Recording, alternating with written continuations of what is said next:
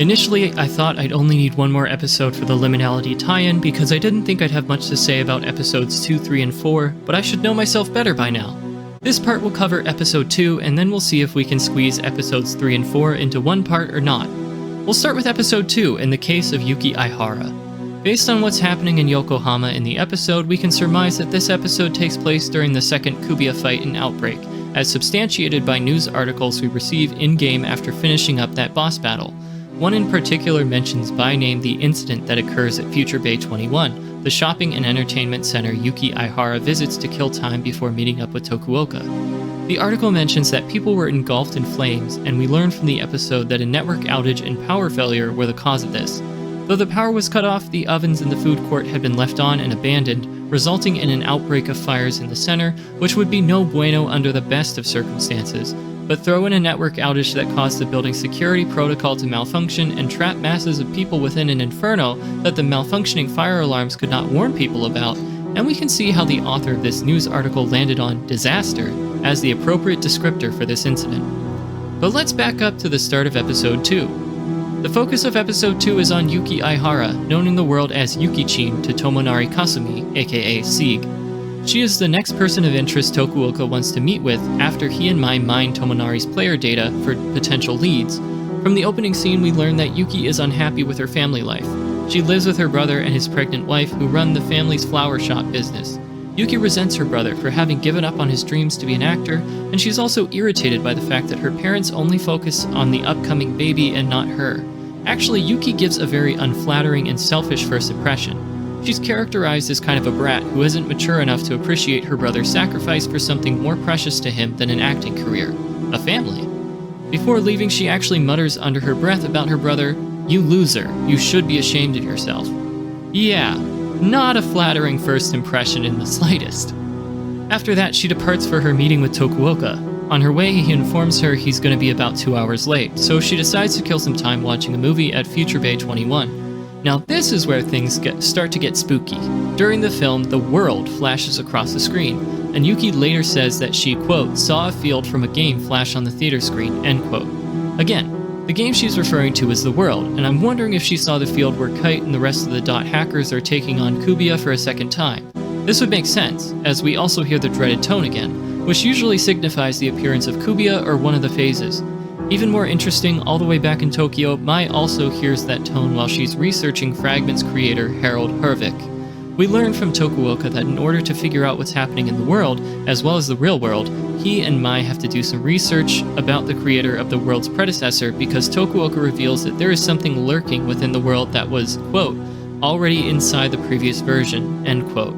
From our other sources, we know that he's referring to Aura, the ultimate AI, and Morgana Mode Gone. Now let's get back to Yuki-chin. So she's watching this movie, then the dull tone happens, the world flashes on the theater screen, and the network outage causes the disaster in Future Bay 21 to initiate. Again, the convergence of these events is no coincidence. But hold that thought, our girl's gotta find a way out of this mess. At first, following the rest of the crowd and the chaotic instructions from personnel, Yuki eventually runs into a young woman named Kaoru Asaba. She is actually not ever named, although she is given the last name Asaba in the Japanese credits. The full name actually comes from a card depicting her in the .hack TCG. Whether that's enough to go with the full name or not, for convenience sake, I'm going to determine it is. So anyway, she runs into Kaoru, who leads her down a different path to escape. But I want to take a moment to appreciate just how mysterious Kaoru is as a character. There are a lot of things that are a bit off here. She first presents herself as another Future Bay 21 employee who works in the offices upstairs. When Yuki brings up the stuff about a field from a game flashing on the theater screen and asks her if she uses the net, Kaoru actually admits that she doesn't use it all that often. What's interesting about this is that she later contradicts those statements. In fact, she contradicts almost everything she tells Yuki when they first meet up.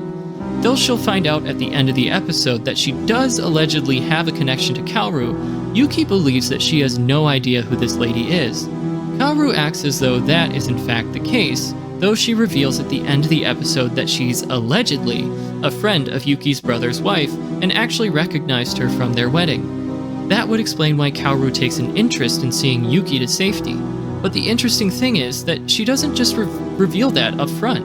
Why all the mystery? Revealing who she allegedly is in relation to Yuki would go a long way toward earning her trust during this disaster, which would have probably resulted in more cooperation upfront from Yuki during their attempted escape to safety. And we'll get back to this, but I also want to discuss Kaoru's importance in regard to Yuki's characterization. We talked about Yuki's horrible first impression, and from a writerly standpoint, the encounter between Kaoru and Yuki goes a long way towards showing Yuki's strength of character by contrast.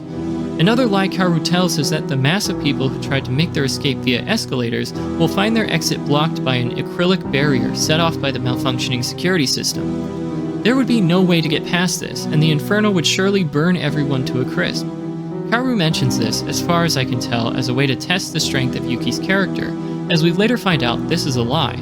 When she hears Kaoru's callous description of what fate awaits those unfortunate people, Yuki gets to her feet and attempts to run after them, to warn them and redirect them to their escape route. Though probably an exercise in futility and, as far as she could reasonably determine, an action that would put her own life in jeopardy, Yuki can't help but want to do the right thing here, as stupid as it may be. Yuki can be a bit of a brat when it comes to her own family, but that's pretty understandable. That stuff hits too close to home. It's much harder to appreciate things with a cool head when they're that personal. But when Yuki believes real people's lives are in danger, and she can potentially do something about it, she doesn't hesitate to do the right thing. Honestly, the characterization here, augmented by the dynamics between Kaoru and Yuki, was first class. Well, the pair eventually escape, and Kaoru reveals that she had lied about the acrylic barrier. The other people are going to be just fine. And again, I want to focus on everything Kaoru has said and sort through all the contradictions. I don't think this was by accident. I think if we want to figure out her significance, we need to sift through the discrepancies to find the truth. So let's go one by one. Number 1, Kaoru tells Yuki she is an employee of Future Bay 21. While this may or may not be true, it's interesting that she doesn't reveal that she allegedly knows Yuki and was at her brother's wedding. As I mentioned earlier, this would have made gaining Yuki's trust and full cooperation during the escape attempt that much easier. And make note of how many times I use the word allegedly in reference to this first contradiction. We'll get back to that in a bit. Number 2, she then tells Yuki that she doesn't really use the net all that much. The first detail that makes this feel like a contradiction is her awareness of what's happening with the building security system due to the outage. After suggesting that Yuki attempt to call someone for help on her cell phone, she then says that it makes sense there wouldn't be any cell service. She says, quote, "The computers above are connected to the servers at the main office, but they went down for a moment before the alarms went off," end quote. Wow, for someone who doesn't really use the net all that much, she sure knows more than the average bear about computer outages. This is interesting considering in the very next scene between the pair, Kaoru admits that she only pokes around on the net and can't say a lot about it. But the thing I latched onto is that Kaoru calls what's happening in Yokohama related to Pluto's kiss. So as if it's a second Pluto's kiss or somehow related to that event. Perhaps even if it were true that she didn't use the net all that much, the worldwide news coverage of Pluto's kiss would make her aware of the event. But why would the disaster here in Yokohama immediately make her jump to the conclusion that it must be in some way connected to Pluto's kiss if she weren't a regular user of the net? That's definitely suspicious, especially considering some passersby in Tokyo are talking about the developing Yokohama story while Maya's on the phone, and they just think it must be a schmererist attack, which seems like a much more logical conclusion for an ordinary person not too familiar with the net to jump to.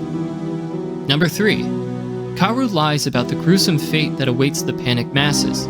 This one's just weird. What is the point of giving Yuki further cause for alarm? Is Kaoru testing her? And for what purpose? Her word choice during the scene is very interesting too.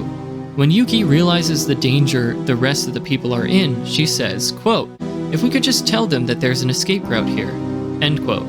Kaoru responds by saying, quote, "I won't stop you. If that's what you want to do, then do it. But I'm going," end quote. And then she drops the detail about the acrylic barrier not being breakable. At that critical moment, Yuki resolves to warn the crowd. I mean, she does initially characterize Yuki as a teacher's pet who is neither good nor bad and doesn't really stand for anything. Could the lie here in tandem with the goading words be to test the strength of her character after all? I just really can't find any other way to make sense of this scene other than it's Kaoru goading Yuki in order to potentially test her character. Like, they've already forced open the elevator and secured a very likely path to escape. And then at this juncture, Kaoru chooses to tell that lie, and she knows it's not true. How could it be anything other than a test? But again, if you've already secured your escape route, why would you do the test now? Why would you want to see what she would do in a situation where she thinks the other people are doomed? Why would you want to distract her and send her back to what Yuki thinks is going to be an inferno? It just doesn't make sense with any other interpretation, given what else is going on in this scene. Wow, look at all that. That's a lot of contradictions for a 20-something minute episode, wouldn't you say? No, I'm neither going to confirm nor deny this because we don't get any substantial proof of this theory, but some fans have suggested that Kaoru Asaba is the real-life counterpart to Helba. Whether or not that's true, it is an interesting coincidence that both are voiced by the same English and Japanese voice actors. Helba is also someone who deals in contradictions and deceptions. She also tests Kite before agreeing to work with him, which can be seen as a parallel to Kaoru testing Yuki to see how she would respond. And I want to pause here and talk a minute about the nature of this test as it relates to the test within the game that she gives to Kite.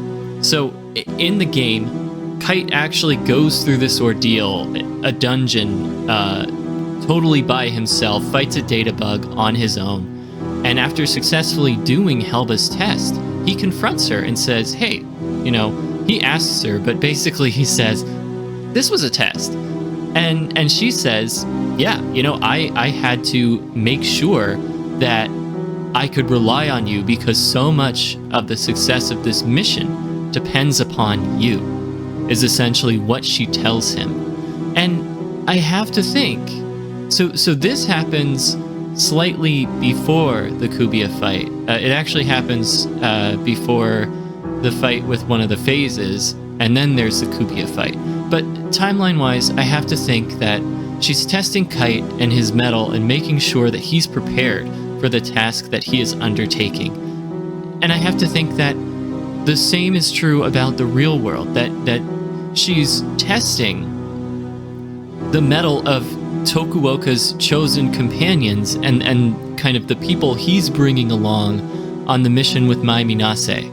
We know that to be true in the third episode featuring Kyoko Tono. We know that through Bith the Black, she's testing Kyoko and her mettle. And why wouldn't that also be true of Yuki in this episode? It's already established that Tokuoka wants to meet with her, wants to potentially work with her. After the events with Mai Minase and her meeting up with Tokuoka, it's totally within the realm of possibility that she would be aware of all this, and she would want to get the jump on that to say, okay, well, I sort of know who you are.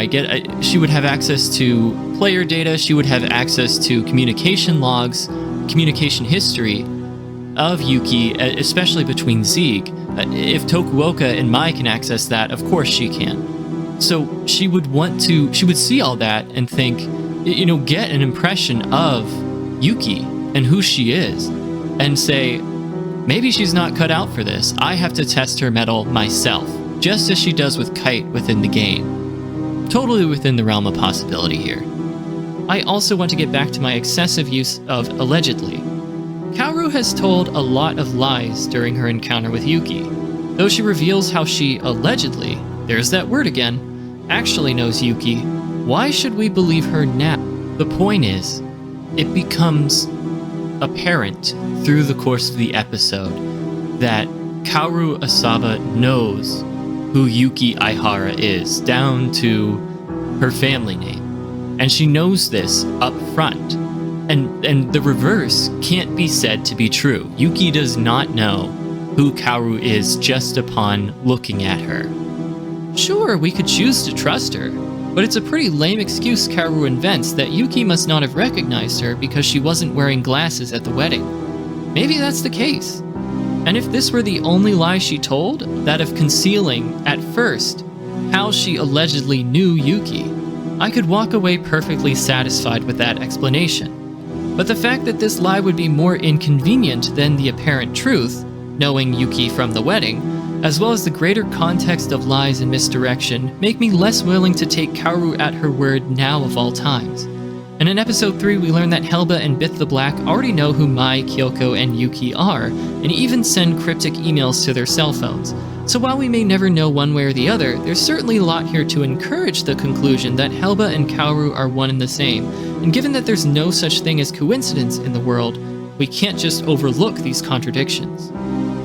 That'll do it for this part of the Liminality tie-in. I honestly didn't intend for the video to go in this direction, but as I thought more and more about Kaoru Asaba's significance, the direction kinda took on a life of its own until I just couldn't ignore it anymore. That being the case, we'll continue on with the next episode and maybe even the final one in part 3 of this series. Till then,